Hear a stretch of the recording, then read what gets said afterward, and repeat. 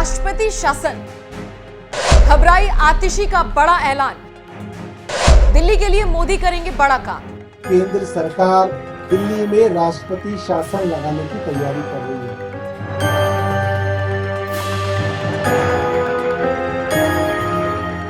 नमस्कार, आप देख रहे हैं एनएमएफ न्यूज। आपके साथ मैं हूं नम्रता चौधरी।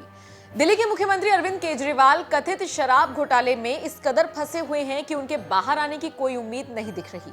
ऐसे में दिल्ली में सरकार चले तो चले कैसे? केजरीवाल का कुर्सी मोह तो पीछा छोड़ नहीं रहा और ना ही जेल से वो ढंग से काम कर पा रही है। फिर दिल्ली कैसे चलेगी? दिल्ली में काम कैसे होगा? ऐसे में पिछले काफी वक्त से ये मांग चल रही है कि दिल्ली में राष्ट्रपति शासन लगाया जाना चाहिए। मांग ये भी है कि केजरीवाल को मुख्यमंत्री पद से हटाया जाए और राष्ट्रपति शासन लागू कर दिया जाए। मांग तक तो ठीक है, लेकिन ऐसा क्या सच में हो पाएगा? इसका खुलासा हाल ही में खुद आम आदमी पार्टी की नेता आतिशी और सौरभ भारद्वाज ने कर दिया। दिल्ली सरकार में शिक्षा मंत्री आतिशी ने हाल ही में एक प्रेस कॉन्फ्रेंस की।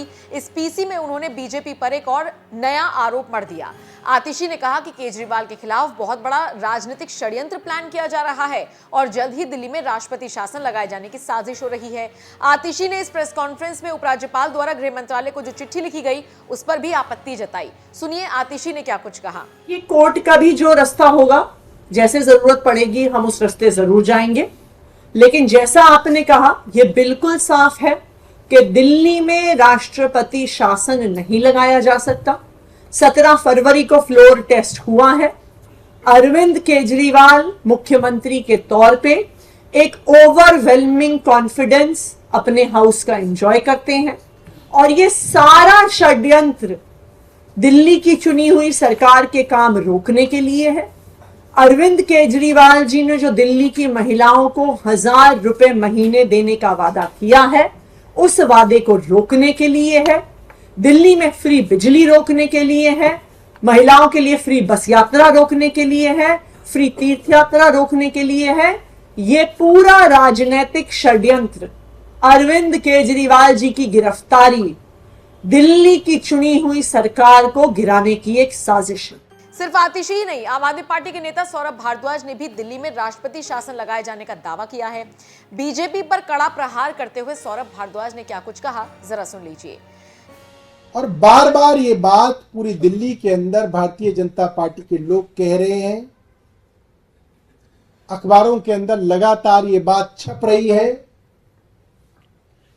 कि भारतीय जनता पार्टी की केंद्र सरकार दिल्ली में राष्ट्रपति शासन लगाने की तैयारी कर रही है। इससे साफ हो जाता है कि जो बार बार एमएचए को चिट्ठी लिखी जा रही है, मंत्री का इस्तीफा हो गया ईडी के डर के, तो कह रहे नहीं जी ये भी संवैधानिक संकट खड़ा हो जाएगा। हर बात में संवैधानिक संकट की बात जो कही जा रही है बार बार भारतीय जनता पार्टी द्वारा, एलजी साहब द्वारा, इससे साफ संकेत होते हैं कि भारतीय जनता पार्टी जो दिल्ली में कभी चुनाव नहीं जीत पाई, उन्हें मालूम है कि आज भी अगर दिल्ली में चुनाव हो जाए तो अरविंद केजरीवाल फिर से चुनाव जीत जाएंगे।